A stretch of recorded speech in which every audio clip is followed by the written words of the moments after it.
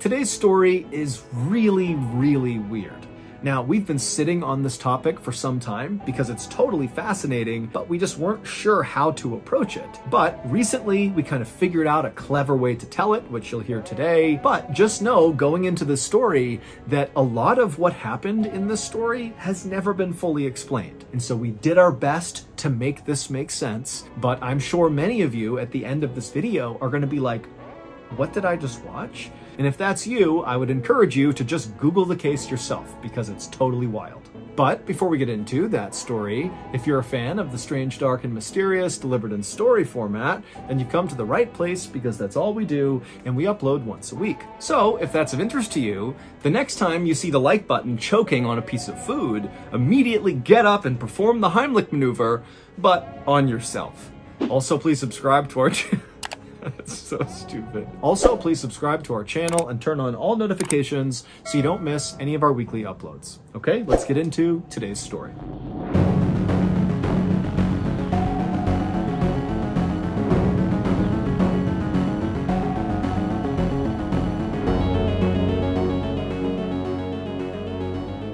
On April 15th, 2018, a 56-year-old woman named Yoshika Yasutake began dusting a piano inside of her family's very small and very clean home in the English village of Helmsley. Like she always did, after dusting the outside of this piano, Yoshika lifted up the lid and began individually dusting each of the piano keys.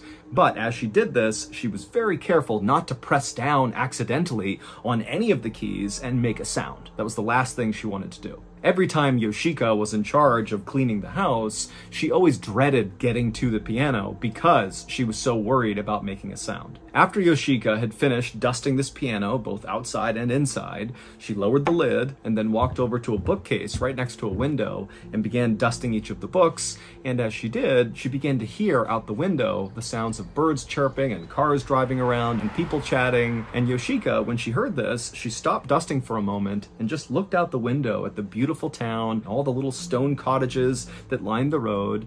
And as she looked out there and listened to the sounds of her village, Yoshika was struck with a sadness about all the things that she was missing out on. Once, Yoshika had been a world-class pianist. She had trained at the Royal College of Music, which is one of the most prestigious institutions in London, and she used to play packed symphony halls where sometimes in the audience would be literal members of the royal family. I mean, she was a really big deal. But Yoshika didn't play the piano anymore because her younger sister, Rina, had come back home. Now, as soon as Yoshika thought of Rina, she got angry and instinctively just turned and stared at Rina's closed bedroom door. And just for a moment, Yoshika wished that Rina had not come home. Because ever since Rina had come home, it was like all of Yoshika's family had decided that nothing else was important. Rina was the only thing that mattered. The Yasutake family consisted of Yoshika, as well as, of course, Rina, who was 49 years old, and they both had a brother who was 51 years old, and his name was Takahiro, and the three siblings' mother also lived with them, and she was 80 years old. As for their dad, he had passed away a few years earlier. Yoshika and Takahiro were both very impressive in their own ways. Yoshika had been this amazing pianist, and Takahiro was this amazing writer, but Rina was just on another level. Rina not only spoke fluent Greek, Latin, English, and Japanese, but she also created her own dialect of Japanese with a complete system of grammar. Rina was also this unbelievable artist, and everybody wanted to buy her paintings, but Rina would never sell. Or if she did, it was quite rare, but that only created lots of hype around her artwork. It was like so valuable to get your hands on one of Rina's paintings. As a child, Rina had been awarded all these scholarships to all these prestigious private schools, and then after graduating high school, she was given a full-ride scholarship to the University of Cambridge, which is one of the most prestigious universities in the world. And so everybody assumed Rina was on track to become this world-famous artist. But there was something dark inside of Rina that no one could quite place. It only came out when she would have these sudden outbursts of anger, and people would see this side of her that just didn't line up with the rest of who she was. But these flashes of anger would often pass quickly, and so people kind of wrote it off as a byproduct of extreme genius. It was like her brain just sometimes couldn't quite handle how smart she was, and she would get mad and frustrated. But when Rina graduated from the University of Cambridge and came back home, she just was totally different. It was like something inside of her had snapped and stayed broken. A couple of days after Rena had come home, she had one of those sudden outbursts of anger, but Rena's anger never went away. She just stayed mad for days and days, and her family began asking her, like, what has gotten you so upset? But Rena refused to talk about it. And eventually, Rena just locked herself in her bedroom in the family home, and she would stay inside of there, refusing to talk to her family for weeks.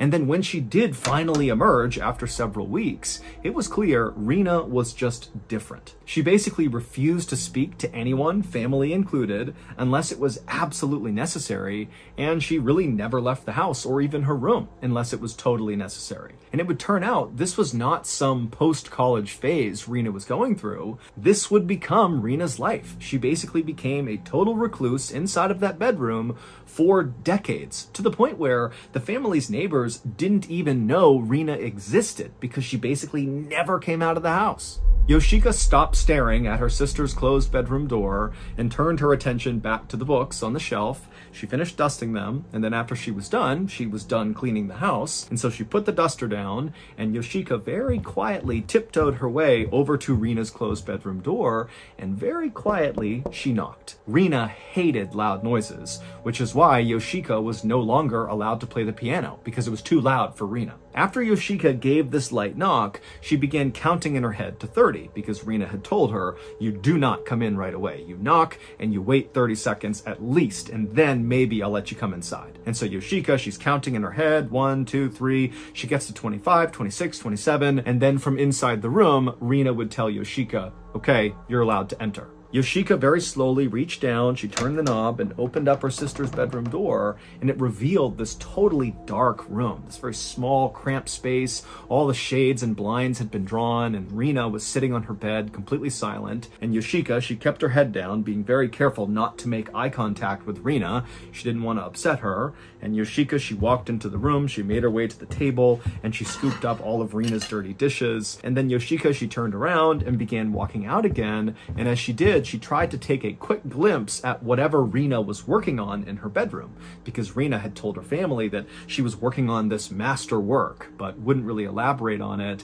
And in order to work on this thing, she needed the room to be dark and the house to be silent, and she needed to focus exclusively on this masterwork, and the family needed to support her as she did this. But again, Rena just never really elaborated on what this masterwork was. She would just say that it was very special, and it would combine all the elements of her life, her spirit, her body, her soul. Even the family would be a part of building this masterwork. And when her family asked her, well, what do you mean? How can we support you in making this masterwork? Rena would just say, oh, you'll know when the time is right. Yoshika couldn't get a glimpse of the masterwork, and so she quickly turned her head back down to the ground and shuffled her way out of Rena's room and shut the door behind her. And then Yoshika, she went to the kitchen and she dumped Rena's dishes in the sink, which was totally clean to begin with, because one of Rena's rules was the house must always be immaculately clean, no dirty dish, no dust anywhere. I mean, it had to be perfect, spotless at all times, because that's the only way Rena could work on this masterwork. And so as Yoshika cleaned and dried off all of Rena's dishes and began putting them away, her brother Takahiro walked into the kitchen, and he would say to Yoshika that it was time for them to leave the house and go to the market and buy some supplies for Rena so she can continue to work on this masterwork. Yoshika was immediately totally annoyed that they had to go do this because everything was all about Rena, but she kind of buried those feelings and told her brother, okay, sure, let's go. Takahiro was different than Yoshika in how he thought about their younger sister, Rena. Yoshika totally resented Rena because now that Rena was home, Yoshika basically had to give up her career as this amazing pianist in order to support Rena in this whole master work she was working on. But Takahiro, he was totally fine giving up his writing career to just focus on supporting Rena because he really believed in Rena, and he thought that this master work she was building was going to be like the single greatest piece of art in the history of humankind. And so Takahiro felt proud to kind of be a part of it. Now, Takahiro, like the rest of his family, had no idea what this masterwork actually was, but Takahiro and Rena had a much better relationship than Yoshika and Rena, and so Rena would tell Takahiro the specific things that she needed in order to build this masterwork. And so that day, Rena had told Takahiro some things she needed, and so he and Yoshika were going to go out and get them. So Takahiro and Yoshika threw on their jackets and stepped outside, and as soon as they were out there, they both flipped their collars up and kind of concealed their faces and put their heads down because they were very careful not to make eye contact with other people. This family was already very private, but with Rina, they had been instructed to be even more private and not even really interact with the outside world. And so basically, anytime they went out in public, they would kind of hide themselves. And so Yoshika and Takahiro, they made their way to the pharmacy, they ducked their way inside, and they would purchase a bottle of surgical spirits, which is sort of like a medical alcohol. And then after buying that, the brother and sister put their collars back up, headed back outside, and they went to an old used bookstore and they bought a book on palm reading, which is the art of studying the lines on your hands in order to tell someone's future. And when the brother and sister bought this book, even though the cashier was talking to them, they kept their heads down and didn't say a word to the cashier. And then after getting their book, the brother and sister hurried their way back home. And when they got there, the door was locked, but instead of pulling out a key and unlocking the door of their own home, the brother and sister knocked and they waited. And then at some point their mother came to the door and they heard 4 locks turning. The door opened up and then Yoshika and Takahiro walked inside and they shut the door and then locked again the 4 deadbolts. Rina was adamant that no one in the family could carry around a key to the house. It was too dangerous because they could potentially lose the key in town and then someone could come into their house and potentially see Rina's masterwork, and they couldn't have that happen. And so nobody had keys. They had to knock each time they came home. And the reason they had 4 locks on the door was, again, because Rina was very worried about somebody coming into this house and seeing what she was doing. Yoshika carried the bag with the supplies inside of it, the surgical spirits and the palm reading book, over to Rina's closed bedroom door, and instead of knocking, Yoshika just placed the bag right outside the door. She turned around and began walking away, and then as she did, she heard the sound of Rina's door opening just a crack, and Yoshika, she quickly turned around, and she saw a tiny skinny arm reach out from behind the door. It grabbed the bag and then pulled the bag back into the room, and the door shut and locked.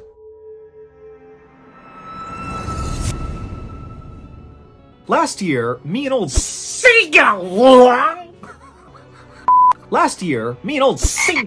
were camping out on the summit of one of Louisiana's many mountaintops when suddenly we heard a small ruckus coming up the side of the mountain. Worried it was a rogue salmon who had learned to breathe air and walk on land and it was now coming up here to consume me and Singalung, we didn't hesitate. We drew our machetes and began blindly swinging them around, shredding our tent to bits and severely wounding ourselves in the process. But after those 45 minutes were up and we opened our eyes and we dropped our machetes, we looked around and realized there are no rogue fish because they don't exist. This was a bit of an overreaction. And so now, staring down a very cold and miserable night up in the mountains without our tent that we destroyed, Singalung and I did the only thing anyone would do in this situation. We signed up for DraftKings.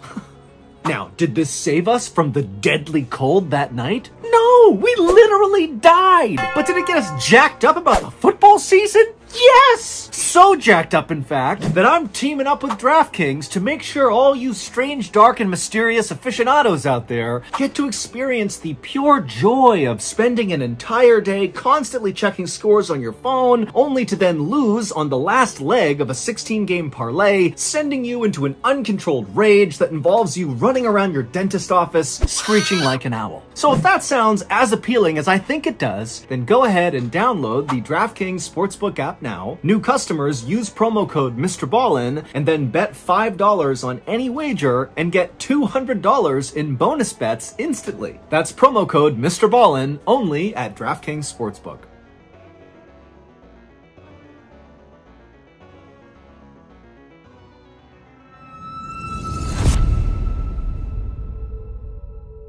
Three days later, on April 18th, 2018, Yoshika was sitting in the kitchen reading a book when she overheard her brother, Takahiro, chatting with Rina. Now, Takahiro and Rina were not facing each other in the same room talking.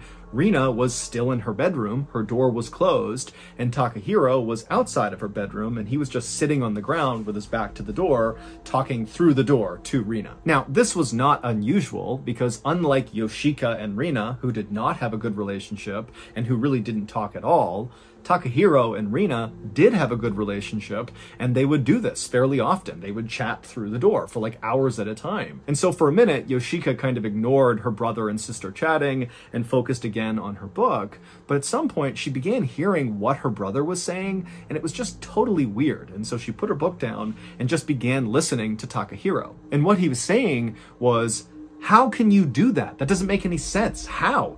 Only your soul? How? Yoshika sensed that her brother was confused and maybe upset about something, and so she couldn't help herself. She put her book down, and Yoshika walked out to the living room and looked down at her brother to see if he would kind of give her some indication of what was going on. But when Takahiro looked up and saw Yoshika, he and Rina stopped talking, and Takahiro just shook his head, stood up, and walked away. After Takahiro was gone, Yoshika very quietly walked over to Rina's bedroom door, and just out of curiosity, she pressed her ear up against the wood and tried to listen to see if she could maybe hear Rina and catch something she was saying that would begin to explain what she had just overheard.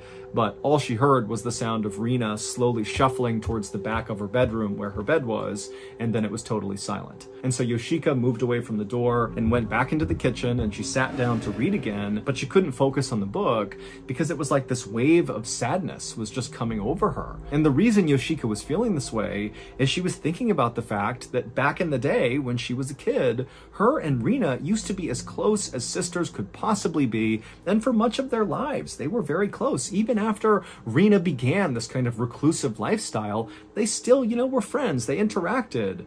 But something happened in 2013, 5 years earlier, that totally severed their relationship for good. On that day, Rina had emerged from her bedroom, and Yoshika offered to read Rina's palm. This was something the two sisters did for each other periodically. It was like a way for them to bond. And so Rina held out her hand, and Yoshika took it, and she began tracing a long horizontal line across her palm. Now, Rina's hands were different than most people's hands. Rina had something called a simian line, which is a very rare thing on people's palms. It's like this long horizontal line that runs the length of your hand. In palm reading, a simian line can be either very good or very bad. It can indicate that the person is a visionary or a mystic, so that's the good side, or it can indicate that this person has a terrible disease or they're very aggressive, so that's the bad side. Rina knew she had the simian line, and she believed that it represented something good. She would say that she had a visionary soul. But on this particular day in 2013, the family had recently been banned from a local supermarket because Rina had actually gone to this market and gotten really upset with some staff members and totally lost her cool and screamed and yelled at them, and so they had been banned. And so Yoshika, thinking about this, she's looking at Rina's palm and she goes, oh, the simian line. Maybe this is why you were acting so aggressive at the supermarket. Maybe this means you're an aggressive person. But after Yoshika said this, Rina was so offended that she whipped her hand back and began screaming and yelling at Yoshika, calling her an idiot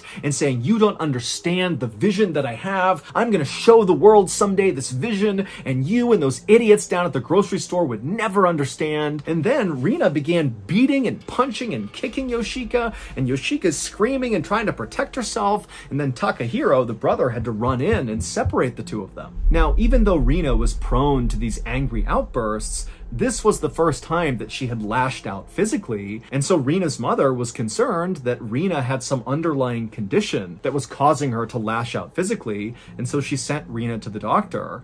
And the doctor would say, there is no underlying condition that led to this. However, it seems pretty clear that Rina is having some kind of psychological breakdown and needs psychiatric treatment, maybe even hospitalization. But Rina had totally rejected this, refused to get treatment, and blamed everything on Yoshika. And then after that, Rina really stopped leaving her bedroom. She left like once every couple of months before that, but now she basically stayed in there 24/7. And at the same time, Rina had added all these new rules that her family now needed to follow to allow Rina to be able to focus on her masterwork while she was in her bedroom. And that included no one having house keys and adding those 4 locks to the door. Also, the family was told to learn the new dialect of Japanese that Rina had created. This way, no one would ever never understand what they were talking about. It would kind of protect them even more from the evils of the outside world. Also, Rina made sure her family got rid of all of their telephones, their TVs, and their computers. And so Yoshika would sit in the kitchen for a bit longer, thinking about how sad it was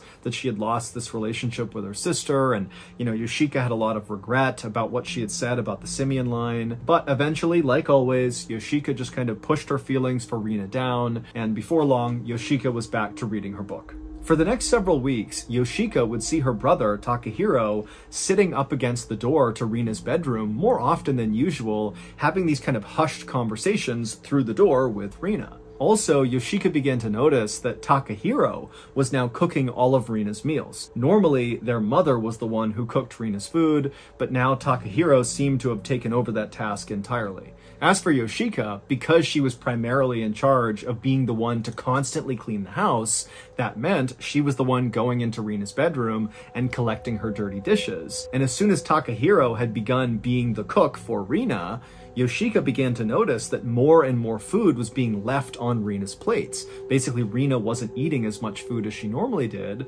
and this started to worry Yoshika.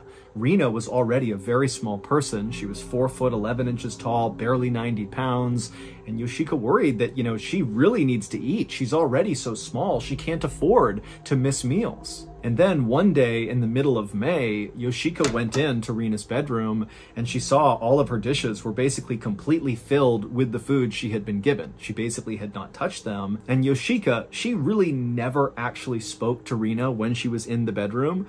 But this time she just couldn't help herself. And without even looking at Rina, Yoshika, she gathered up the plates full of food and she said, "Rina, you need to eat more of your food." Rina didn't say anything back, and Yoshika, she just quickly turned and walked out of the room. But after that interaction, Takahiro would tell Yoshika that Rina doesn't want you going in her room ever again. And so from now on, the dishes that you would normally collect, Rina will place them right outside of the door. That way, you don't have to go inside that room.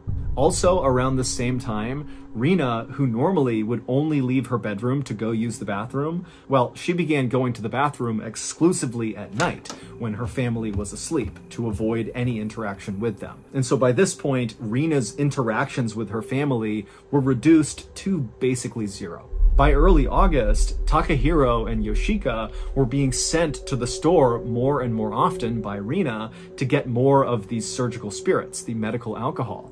Now, neither Takahiro nor Yoshika had any idea what Rina was doing with these surgical spirits, but they knew it was their duty to support her, and so they kept buying them. And what they would do is they would come back home with these bottles, and Takahiro would barely open Rina's door, and he would tuck the bottle inside, and then Rina would take it, the door would shut, and then Rina would never give them her empty bottle. Basically, the bottle went in and it stayed inside. Then, on August 18th of 2018, Takahiro and Rina appeared to get in some kind of a fight. Yoshika was in the kitchen and she saw that Takahiro was sitting against the door of Rina's bedroom, and the two were having kind of a hushed conversation. And then at some point, Takahiro stood up and he turned around and faced the door and kind of yelled into it, "I told you your soul was not enough." And then Rina said something back to him, at which point Takahiro said, "No, please, please," as if he was kind of begging with Rina to change her mind. And then before Yoshika could come over and ask Takahiro what was going on, Takahiro just opened up Rina's bedroom door and walked inside, and suddenly the house went completely silent. Yoshika was too nervous to walk over and look inside of the room, and so she just stayed in the kitchen and listened. And for 15 minutes, it was absolute silence. And then Takahiro walked out of Rina's bedroom, shut the door behind him, and he looked very calm. And at this point, Yoshika looked over at him and said, "What's going on?" And Takahiro, he would just smile and tell Yoshika that Rina's masterwork is nearly completed. And then Takahiro asked Yoshika if she remembered when Rina had said, at some point her masterwork was going to require some direct help from the family. But she said, we'll know when the time is right for us to participate. And Yoshika would say, "Yes, I remember that." And Takahiro said, "Well, the time is now." Then Takahiro told Yoshika that they had to go to the store and get more surgical spirits, and so really without questioning him, Yoshika went with him. They went to the store and they would purchase 3 times the normal amount of surgical spirits that they normally would. And then when they got home, Takahiro alone would go into Rina's bedroom with these surgical spirits. He would shut the door behind him, and Yoshika just sat in the kitchen for about 10 minutes until Takahiro came out again, no longer carrying these surgical spirits, and he would come over to Yoshika and he would say, "Rina is ready to reconcile with you. She wants you to sit by the door and talk to her. And if you do that, you can be more involved in creating her masterwork." And at this news, Yoshika felt a mixture of frustration and relief. She had never thought it was fair that Rina had so completely cut her off after that 2013 simian line joke she made while palm reading. Also, Rina had made Yoshika's life so difficult for so long. I mean, Yoshika had basically been forced to give up her dreams of playing the piano, and she had to give up her friends and all of her life ambitions and goals to just support Rina. But despite all of that, deep down, Yoshika missed Rina terribly. They did used to be so close. She wanted to have that relationship again. And so Yoshika walked over to Rina's closed bedroom door. She sat down against it, and at first she didn't say anything, and Rina didn't say anything either. But then at some point, it was like the floodgates just opened, and Yoshika kind of began pouring her heart out about how sad she was, about how her and Rina's relationship had really gone south and how she wanted to fix it. And now normally, on the rare times that Yoshika would talk through the door to Rina, like when she was trying to open it up to drop something off or whatever it was, oftentimes Rina would just start banging on something inside of the room, kind of to tell Yoshika to stop talking and go away. But as Yoshika sat there pouring her heart out to Rina through the door, the one thing Yoshika noticed was there was no pounding coming from inside the room. Rina was listening to her. And then the next day, after Yoshika and Takahiro had gone to the store again and gotten more surgical spirits and brought them back to the house, instead of just Takahiro being allowed to enter Rina's bedroom, this time Yoshika was allowed to join. And so Takahiro and Yoshika, they went into the dark bedroom, and Rina was laying on the bed, and they walked over to her, and Takahiro showed Yoshika what they needed to do. It was the last step of this masterwork project that Rina was working on. They basically needed to rub these surgical spirits all over Rina's body. Now, Yoshika didn't really understand why they were doing this, but she respected that this was part of Rina's plan, and frankly, Yoshika was just happy to be included in creating this masterwork, and so she didn't really ask any questions. And so after the brother and sister had rubbed this alcohol all over Rina for about 10 minutes, they walked back outside, they shut the door, and then Yoshika, she stayed back and sat down against the door and kind of poured her heart out again to Rina, and it was just very therapeutic. And in many ways, this was the first time that Yoshika was feeling happy again. I mean, she was finally starting to repair this relationship with Rina.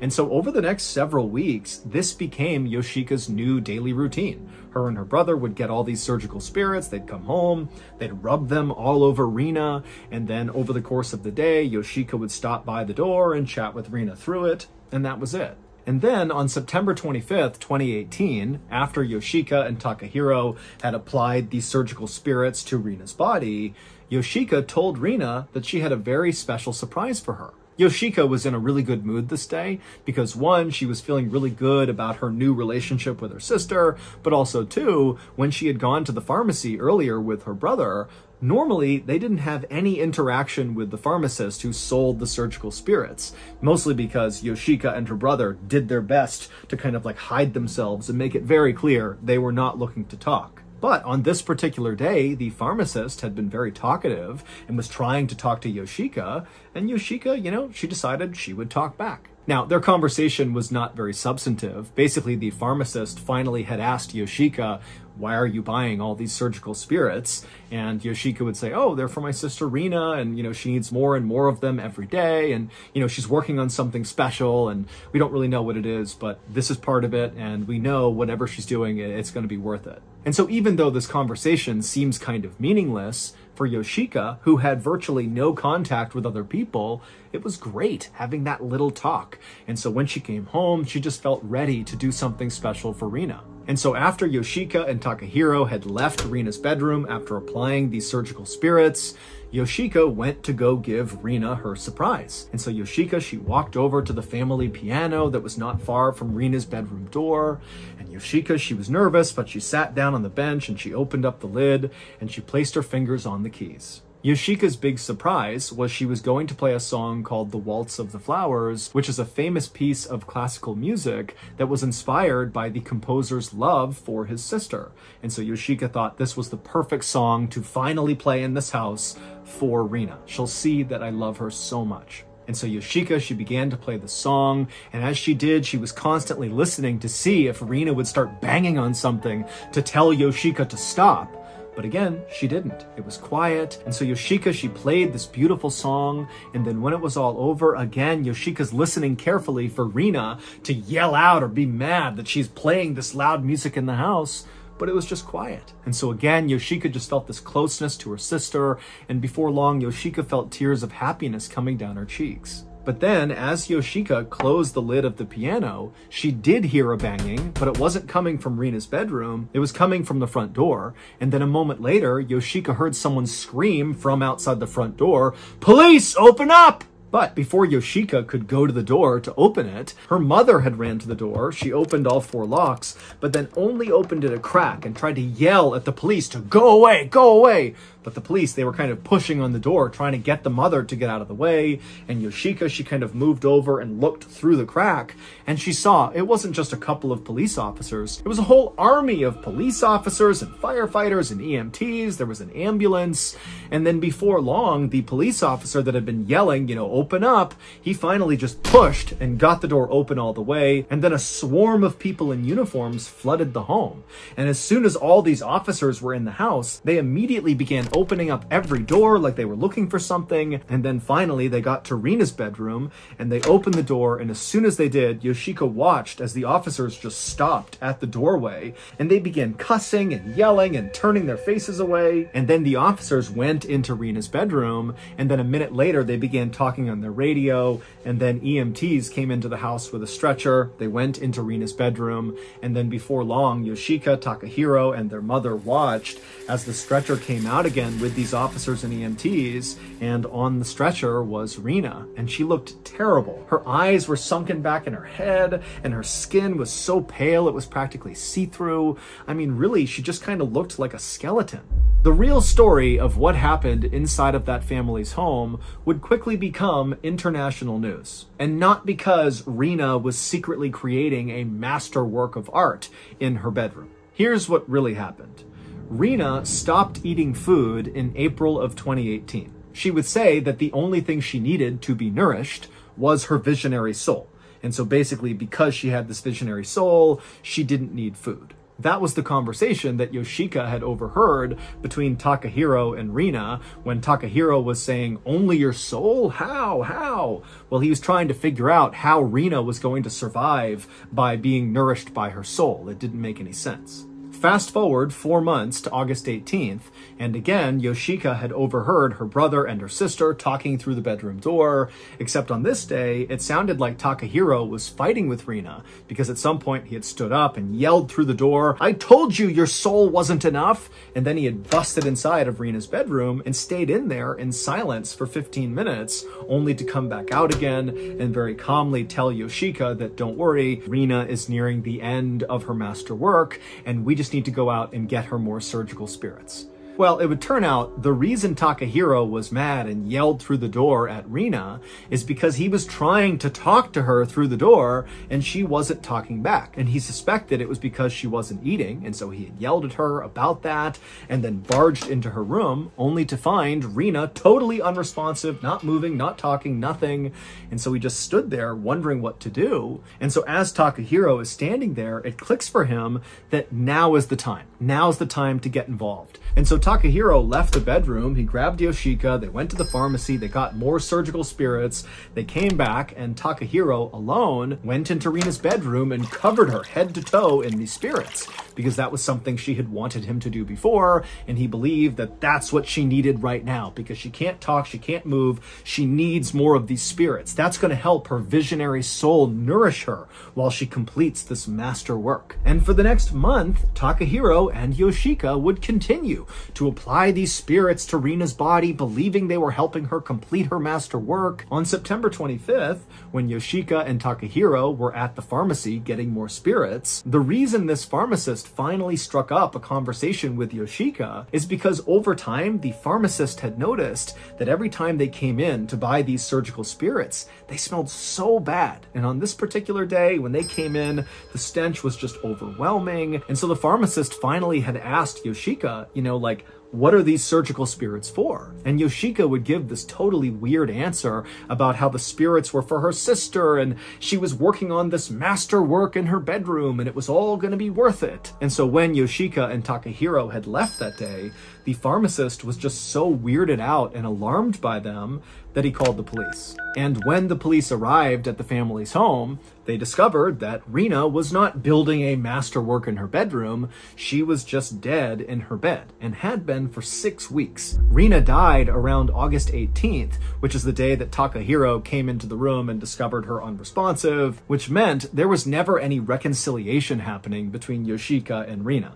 It's unclear why Takahiro had told Yoshika, hey, Rina's ready to reconcile with you, because again, Rina was dead at the time, so there's no way she would have said anything to him. And so when Yoshika was having these supposed heart-to-hearts through the door with her sister or playing music for her, that wasn't real. The only real thing that was happening is Yoshika and Takahiro, from August 18th until the end of September when the police busted into their home, they would spend nearly every day rubbing this weird medical alcohol all over their dead sister's body because that's what they believed she wanted, when in reality, all this alcohol was doing was actually mummifying her body. Yoshika, Takahiro, and their mother were all charged with preventing a proper and decent burial. As for Rina, her cause of death could not actually be determined, but based on what she looked like, they assumed she died from starvation. The court would eventually drop the charges against the family, saying that basically the family was too mentally ill to stand trial. And this was because the court had discovered that Yoshika, Takahiro, and their mother actually had not accepted that Rina was dead. They believed she was actually still alive, that all the work they had done rubbing those spirits on her had nourished her soul, and she was still working on this master work. And as of a few years ago, the family is still living in that same cottage, and it's not clear if they ever actually came to understand that Rina was in fact dead.